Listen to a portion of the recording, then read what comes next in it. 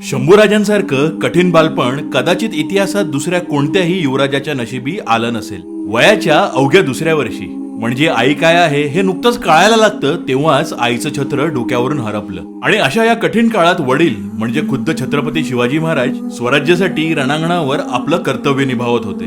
पुढे जेव्हा मिर्झा राजा जयसिंग सोबत पुरंदरचा तह झाला तेव्हा अवघ्या 8 वर्षाच्या शंभूराजांना आपल्या वडिलांशिवाय मुघलांच्या छावणीत राहावं लागलं होतं. इतक्या कोवळ्या वयात त्यांनी मुघलांसारख्या शत्रूला इतक्या जवळून पाहिलं होतं. नंतर वयाच्या 9व्या वर्षी थेट आग्र्याला जाऊन मुघलांच्या दरबारात जाण्याचा प्रसंग आला.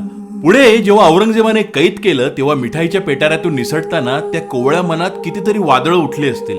मग पुढे मथुरा, बनारस अशा ठिकाणी आपल्या वडिलांशिवाय राहण्याची वेळ आली. पण छोट्या शंभूराजांनी या सगळ्या परिस्थितीला खूप खंबीरपणे तोंड दिलं आणि स्वतःला घडवलं.